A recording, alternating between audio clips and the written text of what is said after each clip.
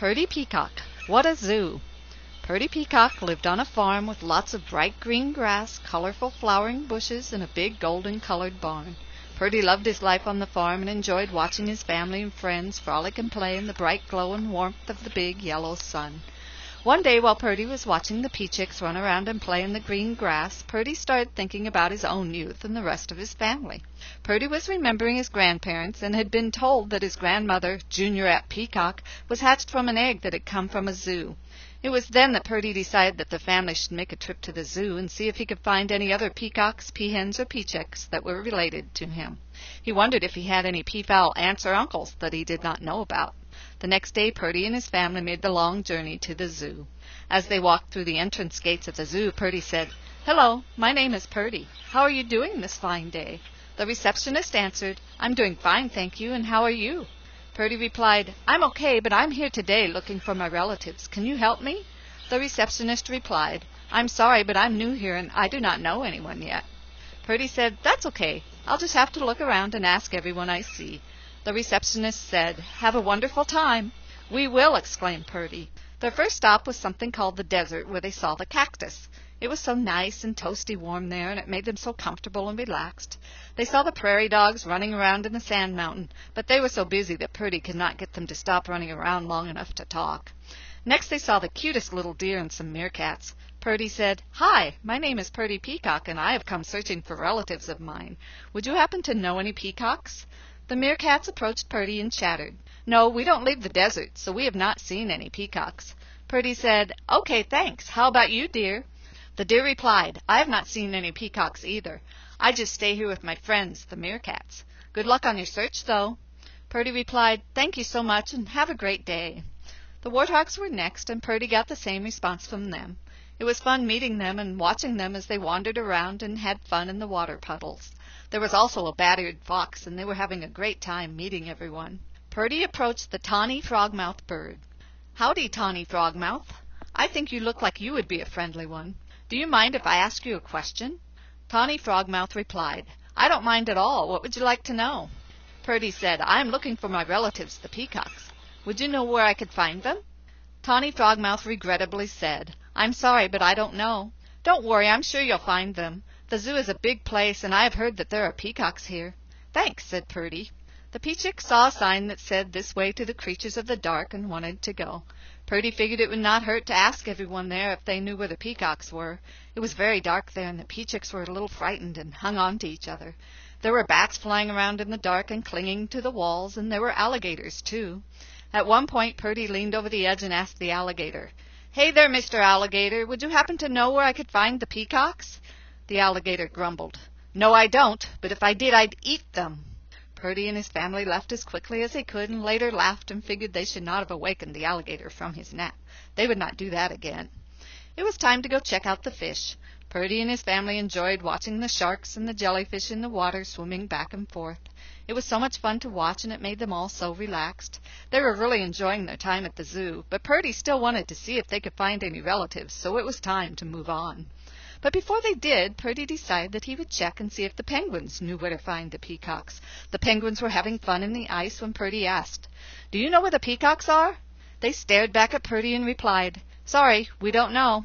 They decided they would walk to the big cat house next, but first the peachicks saw the butterfly tent, and they just had to walk through and see all the beautiful and colorful butterflies. That was so much fun. There was another exhibit of snakes and water monitors. The peachicks stayed close to Purdy as they walked by them. The snakes were very interesting indeed. On their way to the big cat house, they walked through the gorilla building. There was a tiny little baby gorilla that had a broken arm, and it was adorable.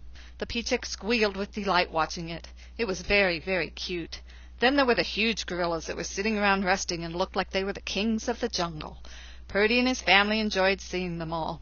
They were having such a good time at the zoo, but Purdy still wanted to find the peacocks. He figured he'd ask the big cats, so they had better be on their way. It was still a long walk to the big cat house. Finally they made it to the big cat house, and the first thing they saw was a gold tiger. It was so big and so regal, and the colors were a lovely deep golden brown. Purdy said, "Excuse me, could you help me? I'm looking for the peacocks. Have you seen them?" The tiger growled, "Sorry, I haven't seen them." "Thanks anyway," Purdy replied. Next they saw the white tiger. It was white and had dark tiger stripes, and Purdy and his family were amazed. They were so impressed with the white tiger that they forgot to ask about the peacocks. Purdy decided he would ask the puma. The puma was sleeping on a tree branch and looked so comfortable, but Purdy just had to ask the puma if it knew where the peacocks were. The puma was very kind and said, "I don't know where the peacocks are, but I think I've heard them screaming for help. I just figured my cat friends were chasing them." The puma grinned.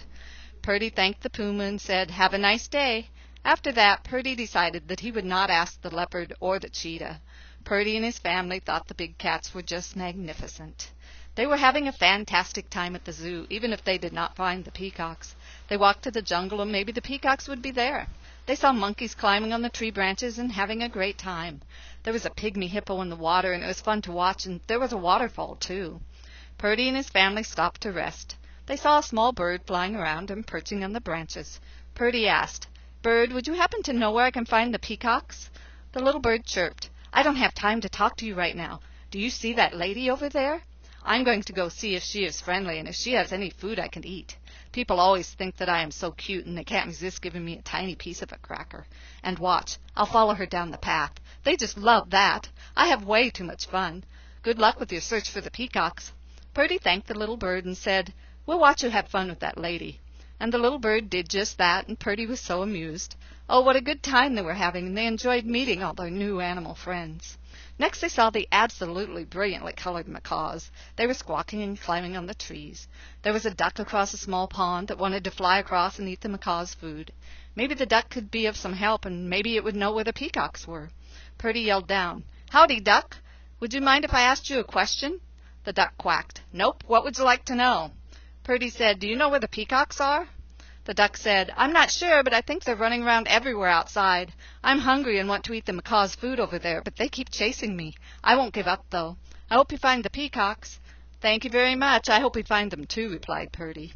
A little while later, Purdy and his family saw a monkey climbing on a limb. "Can I bother you?" asked Purdy. "Sure," said the monkey. "I'm just hanging around anyway." "Have you ever seen the peacocks?" The monkey came closer and replied, "Sorry, I can't help you.